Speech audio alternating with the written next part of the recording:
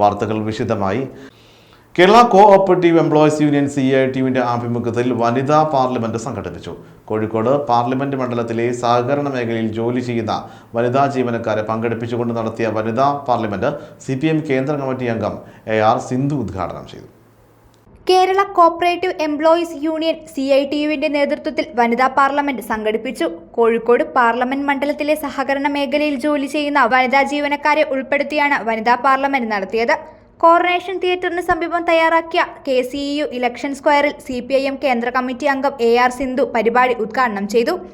മരുന്നുണ്ടാക്കുന്നത് ഗുജറാത്തിലും അതുപോലെ തന്നെ ഈ മരുന്ന് കൊടുത്തിട്ടുള്ള സംസ്ഥാനങ്ങളിലെ അടക്കം ഗവൺമെന്റുകൾ അതിന് മുന്നേ തന്നെ മുന്നറിയിപ്പ് കിട്ടി.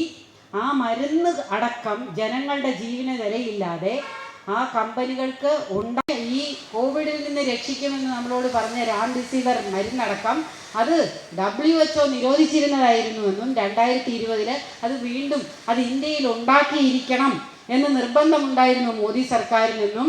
അത് ഉണ്ടാക്കി അത് വിൽക്കാനും അങ്ങനെ ജനങ്ങളുടെ ജീവിതത്തെ പന്താടുകയും ചെയ്തു. അപ്പോൾ ഈ 1-2 കാര്യങ്ങളാണ് മാത്രമാണ് നമ്മളിപ്പോൾ പറയുന്നത്.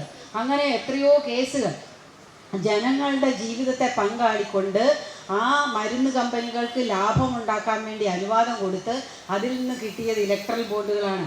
അത് BJPക്ക് കിട്ടിയ 60 കോടിയും അത് കോൺഗ്രസിന് കിട്ടിയ 6 കോടിയുമാണ്. കണക്ക് സഹകരണ മേഖലയെ സംരക്ഷിച്ചു നിർത്താൻ പോരാടിയ ഇടതുപക്ഷത്തിന് കക്ഷി രാഷ്ട്രീയ ഭേദമന്യേ മുഴുവൻ സഹകരണ ജീവനക്കാരും പിന്തുണയേകുമെന്ന് വനിതാ പാർലമെന്റ് പ്രഖ്യാപിച്ചു.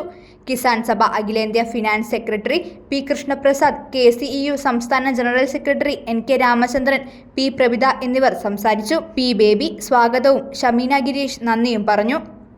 ACV news, Kozhikode.